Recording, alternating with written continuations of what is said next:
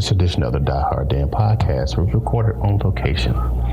You may hear my son with autism in the background. It's because of the fact we're at the hotel. We had some renovations done on my usual podcast location, but still enjoy this upcoming edition of the Die Hard Dan podcast.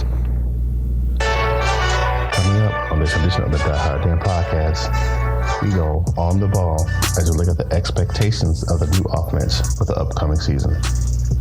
Then we defend it in as we look at the defensive line. Are they really underrated? Then we look at our two new segments, the Our Prior Profile on Barry Sanders, and the Now You Know segment on offensive skill position groups. All this and more coming up on this edition of the Die Hard Dan podcast. Here comes the roar.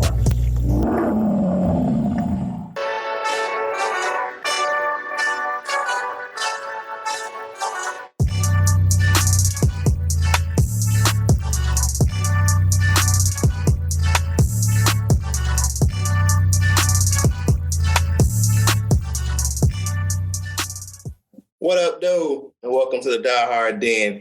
It's your man, Kurt, still in the building. I'm on location, so if you hear a little thing a little differently, I'm having some work done at my house, so I'm at a different location. But I'm in the building once again, anyways, with my man, Seany J. Tell him what's up, Seany J. Hello, everybody, all Lions Nation. I hope everyone had a good Memorial Day holiday. Yes. Remember those soldiers who's fallen. That's definitely, as a retired Army, definitely remember my fallen brothers and sisters in arms yesterday on Memorial Day. So let's get into it. Now it's time for... Tell me something good. Now, tell me something good this week is my man, Matthew Stafford. I'm going to lead it off. Showing up, old, dusty Aaron Rodgers can't chug a beer to save his life. And Kelly Stafford was the hero of the day, capturing her good old husband and our quarterback out chugging Aaron Rodgers, who couldn't chug a 12-ounce beer. I'm just saying. You know? That's hilarious. Yeah, I mean, yes, it was. His fine offensive lineman, Adam Bakhtiari, he says anyway. Yeah. He chugged 3 beers. He's a big old 300-plus pound offensive lineman. So maybe it was a fair fight. But Aaron Rodgers can only take half a beer. I think he's same thing. Remember Tony Siragusa said about Joey Harrington used to go as a wine cheese guy. That's what Aaron Rodgers is. And Stafford sure he's a tough guy, which proves he's a man. He just catch a beer, a full beer. Yeah. It looks like at least a 20-ounce glass. Yeah. He just chugged it without hesitation. Nice. So he should have been there. Yeah, nice Pilsner glass. Yeah. That was funny. What you got for you? Tell me something good this week, my man. Well, I guess some NBA related, but it leads into like this. As most of you know, the Toronto Raptors made the NBA Finals. They beat the heavily favored Milwaukee Bucks to make their first NBA Finals. They've been around the league 24. It's their 24th season in the league, so they've been around a while. But they're one of the younger franchises. And how does this tie into the Lions? Well, the Raptors, who were bad for years, but they finally made it to the finals. Our Lions, as much as we love them, they have been great for years. Let's hope they can finally make the Super Bowl. Giving us hope, man. Giving us hope. Hey, if the Raptors can make the finals, then we can make the Super Bowl. I hear you on that one, man. And if the Cubs can finally win the World Series after 108 years, we should be able to win a Super Bowl too. That is correct. So same with the Boston Red Sox. All those teams. It's gonna be our day soon. I'm telling you. I think we're gonna shock the world this year with some. We're gonna make some deep moves into the playoffs this year. So, yes. All right. So now it's time to go on the ball. Set, go. And let's talk about the new offense. Now, Darren Bevel was hired, and I like the hire just because of the fact of the type of offense he runs.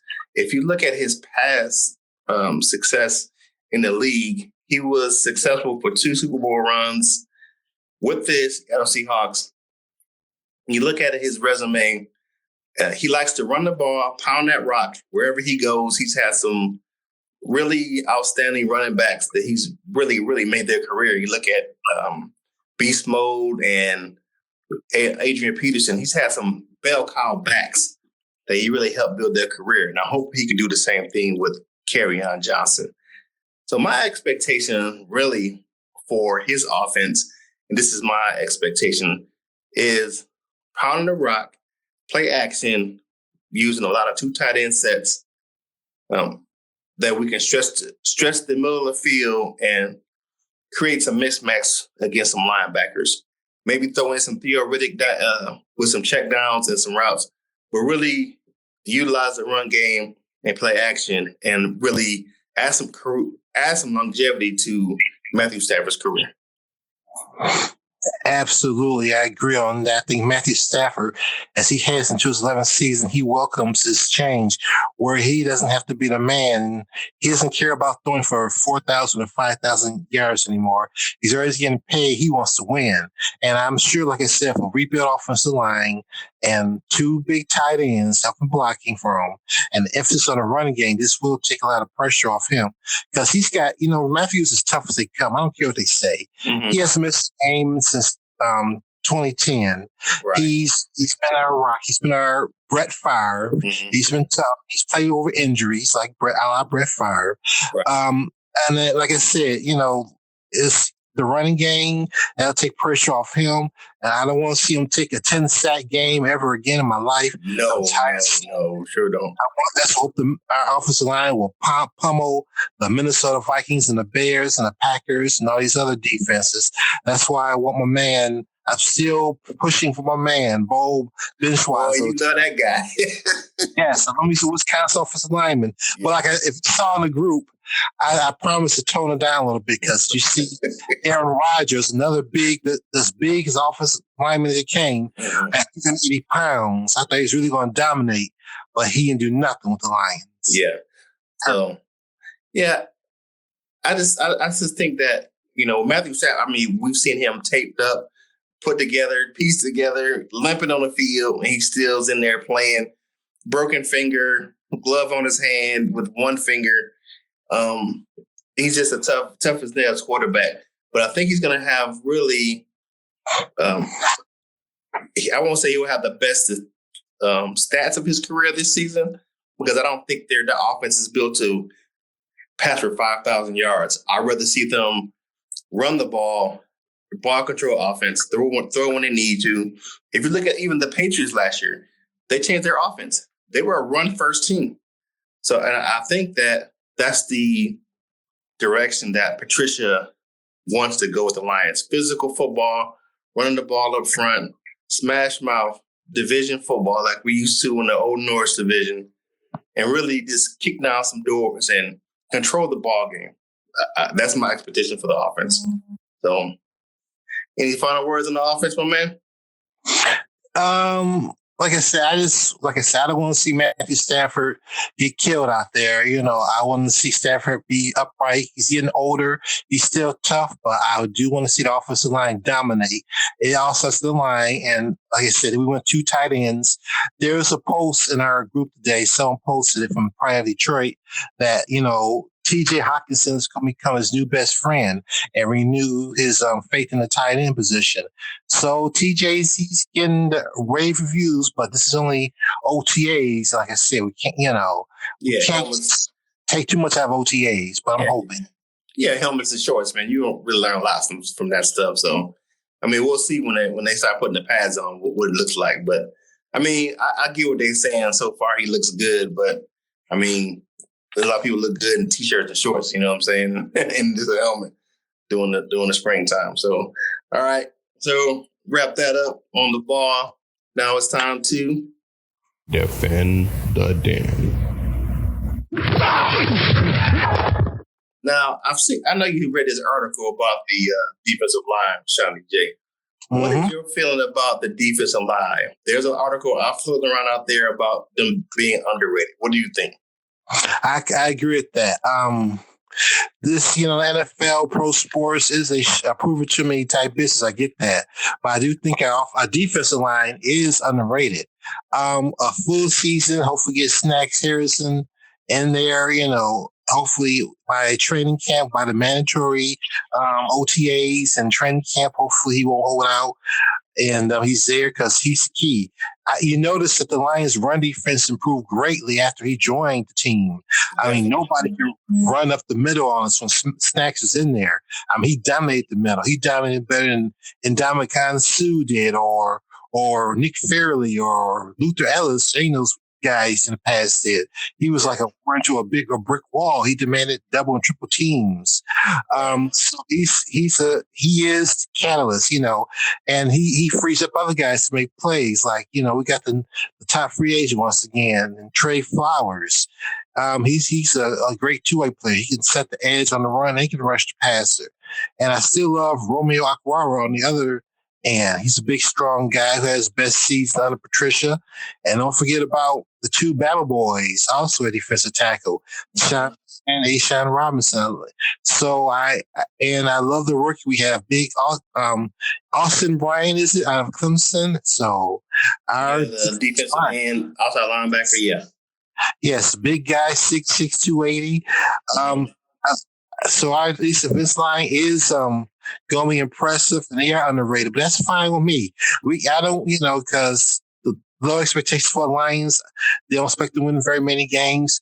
We got them right where we want them, so that's where we can come sneak up on people and shock the world, as the great Juwan Howard once said. Yeah, I agree with that assessment. I think the defensive line is underrated. I like Snacks up front. I like Han and those guys from Bama, along with my man. I like Ashawn Robinson, the old grumpy old man looking guy. I think they're going to be a force. They're playing together in that scheme again. You're going to have Snacks putting his footprint more on the team as far as his leadership role. I know he's not there right now, but there is a video of him working out online. So he is working out. He's just working out on his own. Now, we'll get to the next segment about the OTAs, but I really believe that the Lions defensive line is going to be underrated. Now, I won't put too much onus on the defensive line for sacks, just because of the fact that if you look at Patricia's system, even when he was at New England, it was the sacks numbers came from the outside linebackers and some of those inside guys. And they came from stunts and twists and pressures coming from off the edge, even in the secondary. So there wasn't a big onus on the defensive line to make a lot of sacks, but they set the edge and they actually really made lanes for those linebackers to come through and get good sacks. Yes. Yeah. All right. That's on Defend the Den this week. It's time to 2 points conversing. Now, 2 points conversing this week. We're gonna get into some things. I got some information to put out, really, to look at OTAs. All right. Now, as most people probably know, if you don't know, we're gonna tell you right here on the Die Hard Den podcast. Two of the biggest names of our defense are not at the voluntary OTAs this week, between organized team activities. And that's one, Darius Slay and the aforementioned Snacks Harrison.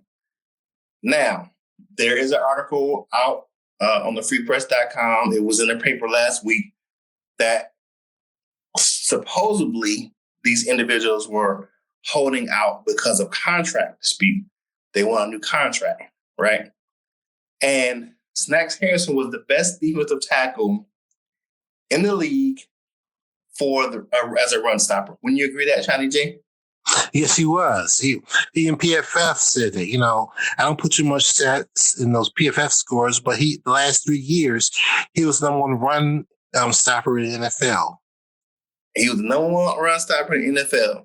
Now, for defensive tackles, he ranks a good 11th for his base salary for the season. He makes a whopping $9 million for this season, for the last few seasons. Now, the top-rated guy is Fletcher Cox, which understandably so, he makes around $17 million. But you got Geno Atkins, K'Wan Short, those guys are around that $16 million. Grady Jarrett at about $15. I think if he wants to negotiate a new deal, he has a, negotiating chip in his back pocket with his performance on the field. Wouldn't you say? Yes and no. He's a great run stopper, and if he paid $90 a year, it's no chump change. Right. If he was maybe a better pass rusher and maybe got 10 sacks a season, go along with his run stopping ability, then I can see him commanding more money. But he does what he does well, and that's stop the run. And he puts a wall in the middle. He takes up the center and the two guards and other linemen to make. So he was happy when he signed that contract with the Giants. Right. And it's 2 years into it. He still got 2 years left in his contract on his deal. Mm-hmm. And all of a sudden now he's unhappy. Now that's a rumor though. That's only a rumor that he's holding out for a contract. Now he does say he wanted to stay in Detroit. That's one thing. He wanted to renegotiate to stay in Detroit. So after a half a season, pretty much. I say if Snacks, just be patient, Snacks. You're getting paid already. $9 million is not the things that. Right. If you have one full good season in Detroit, 2019, the Lions are going to be successful like we think they are, and you dominate, you make it impossible to run up the middle, you clog the middle, then we can talk about the extension you want. But like, see, this guy here, Snacks, and already putting pressure on a new regime after you sign a contract you were very happy with. Now now I understand he's in this 31 November. Mm-hmm. He sees, he's thinking about the future, and I can't blame the man. Right. But still, it's not like you're getting paid the minimum wage of the NFL. You're getting paid very good money. Right. And you at $16 million or $17 million like Ziggy got paid last year, that shows you can do it for a whole season. What line? The only thing with that Ziggy thing, that the Ziggy was making that, he was making the average of the top tier defensive end was get paid higher than the defensive tackles. But I get what you're saying. And the salary cap thing was an issue with me for Ziggy with the franchise tag. But I get what you're saying. Right. And let me ask, on the subject, will you miss Ziggy, or you think it was time for him to go? I think it was time for him to go. Yeah, we discussed this a couple of shows ago. Yeah, I think Ziggy it was his time. He was up in Detroit. I wish him all the best up in Seattle. Hopefully he can get back on the field and get healthy. But it was just time for the Lions and for him to move on. I agree. Now getting back to the other player in the OTAs that's not there, and supposedly is a contract dispute, is Darius Slay. Now, he makes a little bit closer, but he's still toward that 11, 12 as far as where he is as far as cornerbacks in the league. His base salary this year, last year he made only $2 million. This year he's scheduled to make $12 million. Will be his base salary this year. With the top corner in the league, which is Xavier Howard, who just signed that big contract down in Miami, is at $15 million. So you got Josh Norman, Tremaine Johnson, Xavier Rhodes, Patrick Peterson. He's around that top tier guys. He mixes in well with that group where he's been a Pro Bowler and he's led the league in pass defense. He may not have as many interceptions last year, but he had 8 and led the league the year prior as far as the corner position. So I think really he has a lot of chips if that's the reason why he's sitting out. He may just be sitting out OTAs because his body's tired. He played a little longer season than everybody else on the team. So, and I think really this is a statement because he had an issue with them cutting individuals in the middle of their contract. I think he had a really personal issue with the Nevin Lawson release myself. Just because they were really close.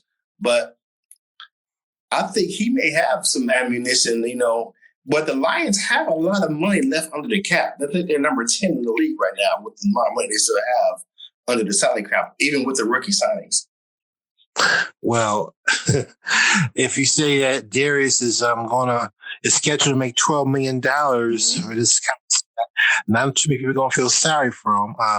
Those teams you mentioned, like signed those contracts, cornerbacks, those big contracts, a lot of them, like Miami, other teams you mentioned, are having regrets when if the player doesn't live up to his contract, like Sue never lived up to the big contract he signed with Miami. And Everybody saw it coming. He was going to be a cap casualty. Everybody saw that coming because I said there's no way in hell he would live up to that big $100 contract. And a lot of these, Josh Norman, who signed a big contract with the Skins, he really hasn't played a little to the contract. So when the guys get paid that much money, they tend to fall off. I think Darius, as well as Damian, should be cool. I mean, they're getting paid a lot of money. Right. Maybe top of their position, but they, like I said, they're not just making the vets minimum. $12 million. Once again, we just paid Darius Now, 2 years ago. We just paid him. But this stuff is all rumor and conjecture anyway. I mean, we really don't know that that's the reason why they're not in camp, because it's voluntary anyway, right? Yes. So, I mean, these are rumors, by, people in the industry. Now, it doesn't mean it is true to form that these guys are holding out because they want more money. They just could be holding out because it's voluntary. They're not really holding out. They're just not there because it's voluntary. Well, voluntary, or not, wink, wink is, yes, voluntary, but we really think you should be there, especially one of the team leaders, and listen, now I know Barry, who I'll be talking about in a minute, he had a history. I don't think he ever attended a mini camp or OTAs or mini camps back in the day, and it affected him. It didn't affect him at all. I mean, the players, they knew Barry would be there and do his thing when the time came. So, but still, I think that you should be there. I thought Barry should have been there too, but he was Barry, and nobody bat an eye when he never showed up to the in the mini camps or OTAs. Right. But you tried to, it's like wink, wink, yes, voluntary. Wink, wink, we still expect you to be there. Wink, wink, unless you have a very, very, very good excuse, like Matthew had when his wife was going through her brain surgery or something like that. I think just my personal opinion, I'm not really putting too much onus on it. These guys are in the defense. I would have a bigger issue if a bigger name on the offensive side of the ball, because a new system's going in this season. So I probably have a bigger issue with an offensive guy missing this year than a defensive guy. But it's voluntary, and it's been voted on in the CBA to give these players more downtime in the offseason. Now, I will say with Darius was at the workouts. The workouts prior, he just not at the OTAs. He was at the voluntary workouts a couple weeks ago. So it's like he hasn't been at Allen Park at all. He has been there. He's just not there for this iteration. Now he may be. Now another one starts again tomorrow. So by the time this podcast comes out, there'll be another OTA. Maybe Darius is there for that one. Maybe it's not. So we'll have to see. Yes, and before we move on, I want to ask you, a couple of Bill Belichick said that the reason there seemed to be more player injuries is because they cut back on a number of off-season workouts the teams can enforce on the players, like OTAs and strength and conditioning, organized team activities. You think there's some validity to that? Now, I will say this. I would think that the players are in, if you're coming in and you're already in football shape, you're getting the less activity you have, the more onus you have on injury, because of the fact that your body's not adept to the pounding it takes in the training camp when you get to the season. Now, I will say this: a lot of players complaining about injuries or that there's stuff during the season. So it's a kind of a win-lose situation. On one hand, does it contribute? Maybe. But on the other hand, they were saying they were getting worn out before the season. So I would say for the betterment of the league, I think it's had its ups and downs with the injuries for the OTAs and the lesson of the offseason workouts.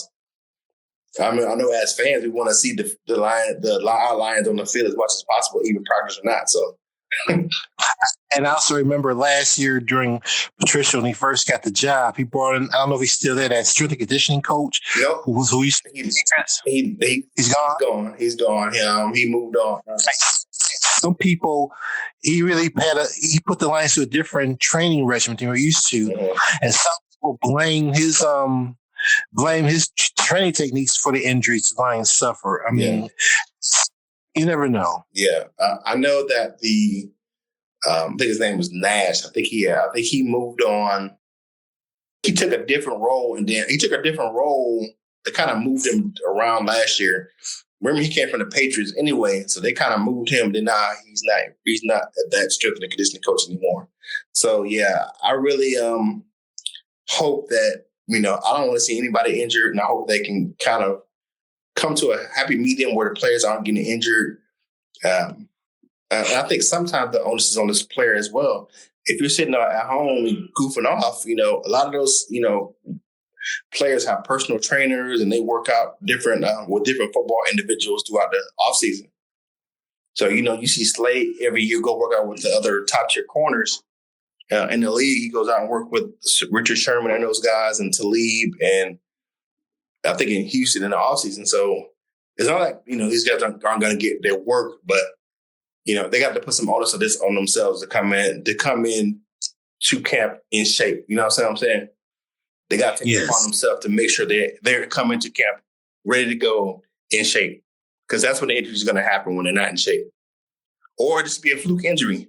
There's a whole bunch of studies happen. Yeah. Yeah. There's been a lot of onus about like Achilles injuries with the footwear, like how they made the cleats lighter and faster. But then that has to do with to compromise some of the support in the actual cleat itself. So, it's all kind of, theories about injuries, but, I get what you're saying, but hopefully I pray that nobody gets injured in the Lions camp or anybody else. I don't want anybody else to get injured, but really I don't see anybody coming out of Allen Park with an injury this offseason. Exactly. All right, moving on, my man. Now, we got a new segment, and it's called Our Pride. And our first segment is going to be a profile on the great Barry Sanders. My man, Seany J, you up with an Our Pride profile. Yes, when you told me we were going to do this segment, some of the most best Lions players in the history, I had to start with the best player in Lions history. That's one Mr. Barry Sanders, born July 16, 1968 in Wichita, Kansas. He was the third overall pick of the Detroit Lions in the 1989 draft. That was Wayne Fox's first full season as head coach that year. If you recall, the Lions actually had their eyes on a different Sanders, who turned out to be pretty good. His name was Dion. However, Dion, there was a couple of red flags about him. He wanted to be one of those, two sport athletes. We'll get into later on the segment in the show. He wanted to be a two-star player, baseball player and a football player, a la Bo Jackson. And he says, he made a very cryptic remark before the draft. He said if the Lions wanted to draft him, they had to pay him so much money to put up in layaway. So you remember that quote he made about bad. So the Lions, they had plenty of red flags on Dion, so they went to the other Sanders, the humble running back, Oklahoma State. He really didn't get much playing time to his junior year because he sat his first 2 years behind Thurman Thomas, who went on to have a great career at the Buffalo Bills. Barry, like I said, he held out his first rookie season. He held training camp. He didn't play. He missed all preseason that year, his rookie year. But he showed up for his first game, regular game against the then Phoenix Cardinals in the Pioneer Silverdome. His first carry went for 18 yards. He didn't start the game. Tony Page did. But Barry, after that first carry, he scored a touchdown. And from the rest, as they say, is history. He played 10 seasons for the Lions. Obviously, he's the all-time leading rusher with over 15,000 yards.